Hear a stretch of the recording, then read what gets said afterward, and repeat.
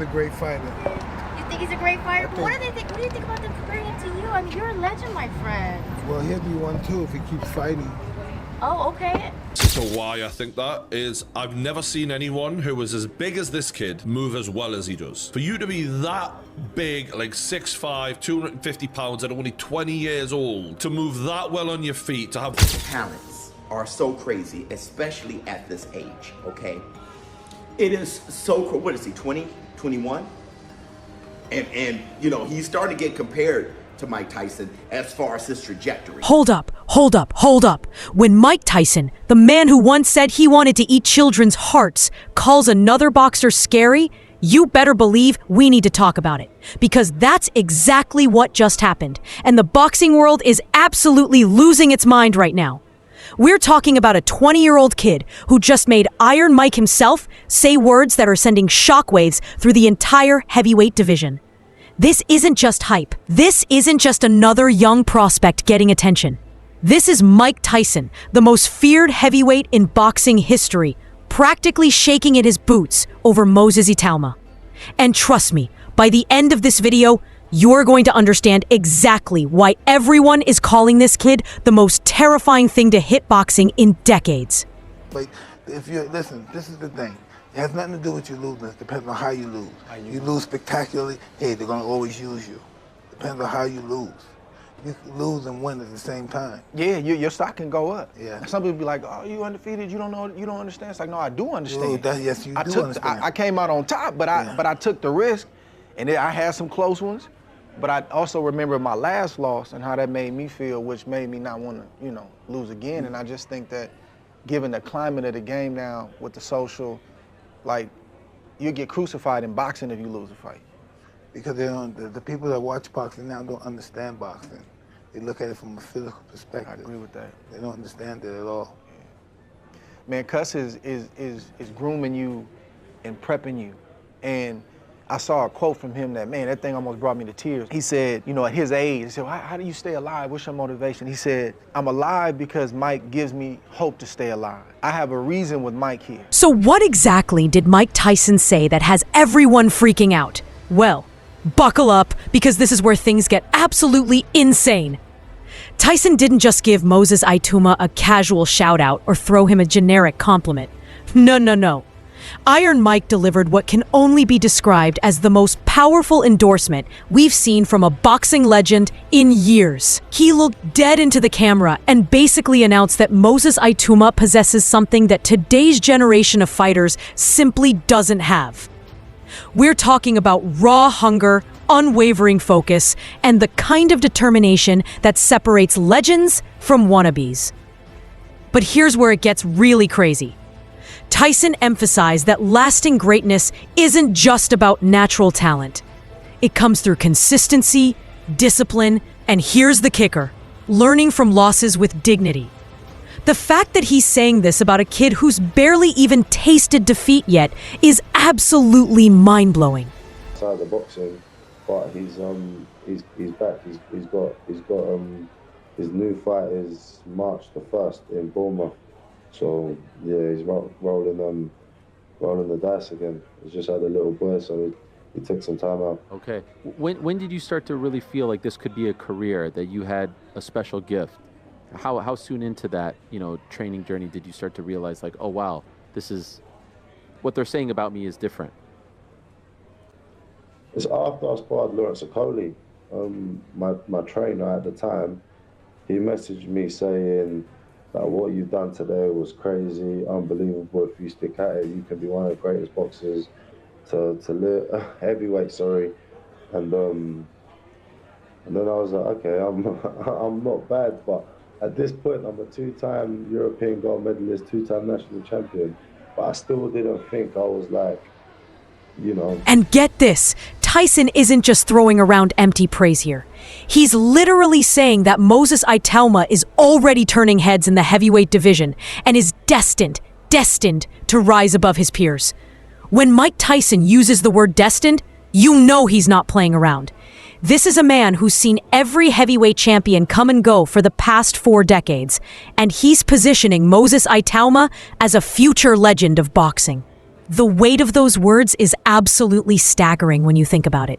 As to why I think that is I've never seen anyone who was as big as this kid move as well as he does. For you to be that big, like 6'5", 250 pounds at only 20 years old, to move that well on your feet, to have that level of speed and power, when have we ever seen that before in the history of boxing? Ever. In the last 30 years even. You look at Lennox Lewis, he didn't fucking move like that for the weight. No way. As good as he was, he didn't move like that. AJ, hell of an athlete, he didn't move like that. Tyson Fury was a good mover for a big bloke. He doesn't move like that. He hasn't got that explosive speed. We're witnessing something so fucking special here. This is the most exciting combat sports athlete, any sport, MMA, boxing, whatever you want to talk about, in the world. And he's 20 years old. It's unbelievable. And I get that a lot of people have doubted him because it's hard to believe that guys who you've respected for the last 15 years can get in a boxing ring against a 20-year-old kid and get the shit beaten out of them. And that emotional connection will make you want to, oh, maybe this will happen. Oh, Dillian White's, he's training hard, he looks in shape. No. It doesn't matter what version of Dillian White shows up. Dillian White could go back through his entire fucking career and pick any version of himself out. You're getting smoked by Moses Itauma because the level difference, it's fucking huge. That's why I only gave him 2 rounds. And I respect Dillian White. I think he is a tough guy. He has had a good career, but just look at the way Dillian White moves, man, and look at the way Moses Itauma moves. This was a really easy one to predict, actually. People are comparing him to Mike Tyson. It's a hell of a compliment. But wait, it gets even crazier because it's not just Mike Tyson who's losing his mind over this kid. Ariel Helwani, who is literally one of the most respected voices in all of combat sports media, just dropped a bombshell that has everyone's jaws on the floor. He's praising Moses Itauma for achieving something that most fighters never accomplish in their entire careers. And get this, the kid is only 20 years old. 20. Most boxers are still figuring out how to throw a proper jab at that age, but Moses is already being recognized as one of the most promising heavyweight prospects on the entire planet. Experience bout and stuff like that. And, you know, we never see Moses in this situation, something like that.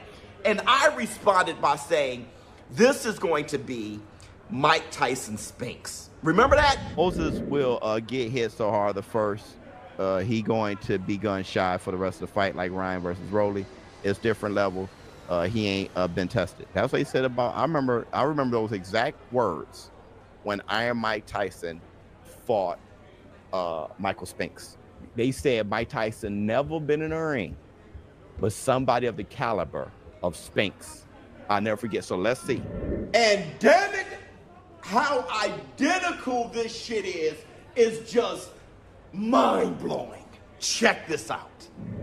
Dillian White looks a little big-eyed for me. He looks a little nervous for me, man. You just gotta make 5 rounds. You looking down and shit. He looked like Michael Spinks, man. Here's where things get absolutely bonkers, though.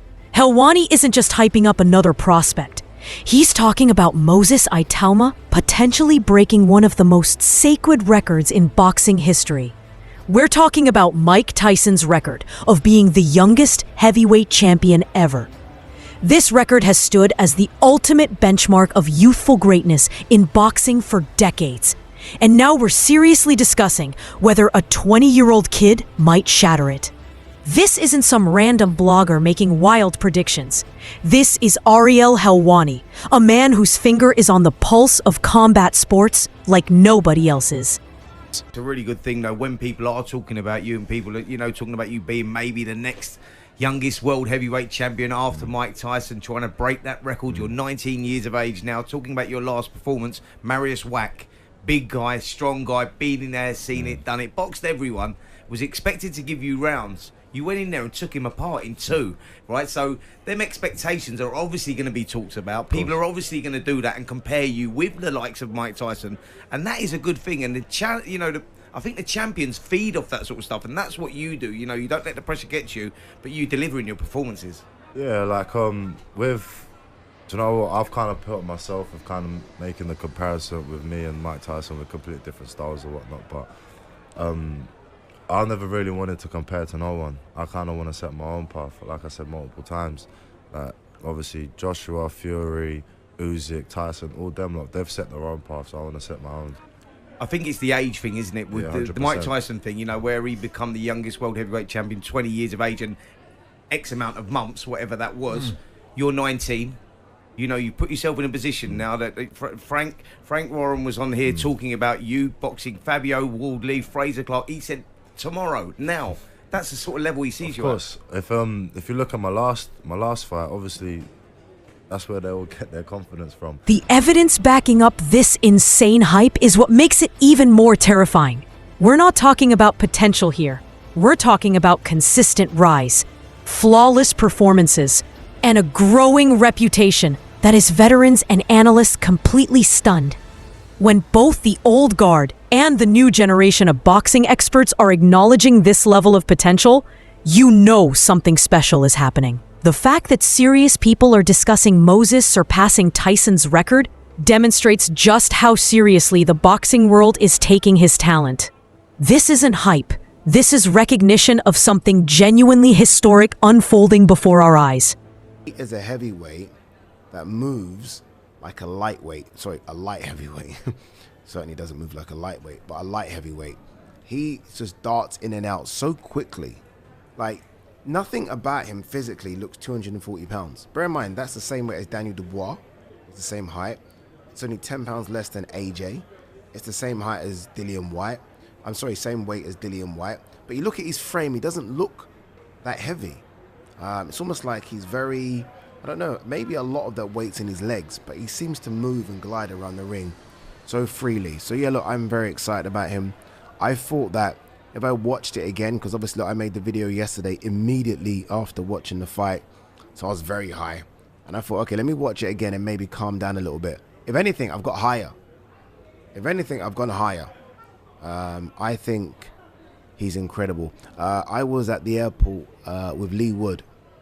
And Lee Wood, obviously trained by Ben Davison. Lee Wood sees him train all the time. And he was like, dude, I'm not surprised. Like, I see this guy train all the time. I see what he does. I see who he spars. And sometimes you got to listen to those people. Again, we're not privy to any of that. All we see is a couple of rounds or 2 minutes on fight night. We don't see anything else where people like Lee see it week in, week out. So, look, I think he's incredible. Let's not waste no time. I've already wasted, 5 minutes or so. Let's talk about potential opponents. And this doesn't include, again, the top 3 guys. So this doesn't include Alexander Usyk. I'll tell you who it doesn't include. It doesn't include Alexander Usyk. Now, let's talk about what makes Moses Itauma so absolutely terrifying in the ring, because this is where things get really wild. This kid has an exceptional combination of size and agility that is literally breaking people's brains. Think about typical heavyweights for a second.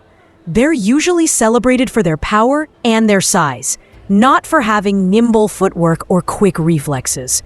But Moses Itauma, this kid is completely shattering the traditional heavyweight mold in ways that are making experts question everything they thought they knew about the division. Discuss. There's always and often rumors after a fight when a fighter gets blown out there early that there's some kind of injury. But what really intrigued me building up to this fight, and on the live stream, people who see me, I was kind of confused by it, was why this has become a 10-rounder suddenly. I thought this was a 12-round fight. It was for various international belts and all that kind of stuff. I didn't see any reason why this wouldn't be a 12-rounder, especially when it's a pay-per-view main event. And I assumed that the reduction to 10 rounds indicated that there may have been an injury to Itauma with him being the A side, but then seeing the fact that Dillian White walked second to the ring tells me he maybe had a bit more negotiating power in this than I first thought, which then leads me to believe that potentially this rumor of him having an injury is actually true, and he wanted to reduce it to 10 rounds because of some sort of pre-fight issue. Now look, again, we don't really know if there was an issue with White, but he did look a bit sort of tender and he walked to the ring somewhat gingerly. I didn't read anything into that because I wasn't sure if he was just relaxed. But look, some people are saying he was injured. Sonny Edwards has posted that on Instagram. Sonny Edwards is obviously someone more in the know than I will ever be in terms of having his finger on the button, hearing rumors and all that kind of stuff. So I'm inclined to believe there may be some truth to it. But at the same time, once again, I want to reiterate, I always predicted Itauma to win this fight. I just didn't think he'd do it as quickly as he did. This might explain why Dillian White couldn't even last a few rounds.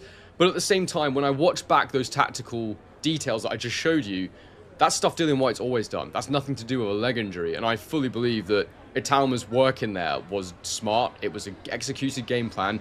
And would a Dillian White with a leg injury have behaved any differently, or sorry, with or without a leg injury behaved any differently? I don't think so. I think that the issue with White is, and the reason he couldn't take him rounds, and I texted Jamie, me and Jamie were texting afterwards from Boxing Live, and I said to him, the problem with White is his weaknesses are too well documented. That's why he was not able to go as long as a Balogun, in my opinion. Everybody knows what Dillian Whyte's issues are. I suppose that I just felt he could get in there and survive a bit longer, fight very, very reserved and cautious, and take him rounds and then try and get him to make mistakes. But he couldn't even do that. And I think the biggest thing I've learned from this is that Itauma can execute under pressure. And because there was pressure in this fight, don't get me wrong. Now, he said after the fight that the Balogun fight was actually more pressure for him because he was supposed to win that so easily. Whereas with this, he saw it as a genuine contest. He felt more relaxed. To me, that's fine. You can think that way if you want. But to me, there was more pressure in this fight. Now, let's talk about what makes Moses Itauma so absolutely terrifying in the ring. Because this is where things get really wild. This kid has an exceptional combination of size and agility that is literally breaking people's brains. Think about typical heavyweights for a second. They're usually celebrated for their power and their size, not for having nimble footwork or quick reflexes. But Moses Itauma? This kid is completely shattering the traditional heavyweight mold in ways that are making experts question everything they thought they knew about the division. Just really, mate, it was what we all expected. Really, was hoping we could get 4 or 5 rounds out, see where Moses was at. But he's that good. He's that good. I thought Dillian shaped up well. I thought he was in fantastic nick. But when you're at your twilight years and you're working on your weight, etc., it's taxing. It's taxing on yourself. And I'm pretty sure he had to make some pains. I'm not judging him, but you know, he's trained in a hell of a lot of training camps, and he's very, very diligent in his training. But it just, you know, it's like grandfather time for him, if you get me. So it was a difficult task, and we all knew that anyway. But it shows that Moses is been emotionally tested, and obviously not. He's still got to be built physically. You know, still got to be built physically against someone that's going to give him rounds. So there's the problem. He's that good. He's a phenomenal mover for a heavyweight. Phenomenal. Carries his power with his movement for a heavyweight. And the shot selection he threw yesterday was, you know, what you'd expect from someone of a high intelligent fighter like him. So yeah, credit to Moses. Done a fantastic job, and I wasn't surprised. Was it tough for you to watch a bit? I mean, you've worked with Dillian for years.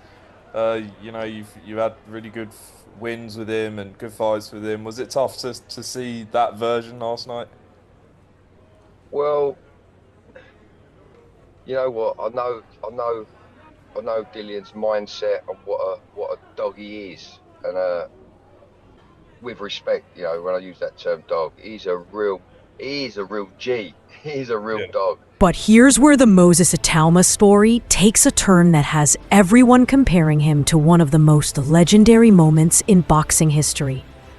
Remember Mike Tyson versus Michael Spinks? That fight where Tyson dismantled Spinks in under 2 minutes and silenced every single doubter? Well, Moses just had his own version of that moment, and the parallels are absolutely chilling. Just like how skeptics questioned whether Tyson was ready for an opponent of Spinks's caliber, people were wondering if Moses could handle Dillian Whyte's stature and experience. It's like he didn't take away, it doesn't really ask the questions. We don't know anything new about Moses. We know he's special. We know he's fast. We know he can punch. We know he's just, he looks the real deal, doesn't he? But it didn't answer any questions. It was pretty much one of the easiest fights of his career, if not the easiest fight of his career last night. Were you disappointed in Dillian's performance at all? No, because look, he's 37, 38. I mean, I tweeted on the ring walk, he don't look at the races. There was no wolf howl. There was no, like, you know what I mean? Dillian's aggressive. Dillian's an aggressive guy. Like, I've not felt that. I felt like it's been a fed up Dillian. Do you know what I mean? Like, it was not the Dillian Whyte we're used to seeing. But look, it's hard because you don't want to downplay Moses' performance, because look, Moses has to go in there and beat who's put in front of him. The matchmaking was perfect. It's a great scalp. He's 20 years old. Deserves all the credit in the world. But again, we have to judge on what we saw on Dillian's side, and he wasn't at the races. We're hearing that he went into the ring with a possible injury. Is there any that you heard on your end? Yeah. Outcome? A resounding answer that echoed through the entire boxing world. Moses showcased devastating power, ice-cold composure, and the kind of ruthlessness that immediately reminded everyone of Tyson's breakthrough moment. The narrative was almost identical. A young fighter under intense scrutiny, silencing critics in the most emphatic fashion possible. This wasn't just another victory on Moses' record. This was a career-defining statement that demanded respect and completely changed the conversation around his future in boxing.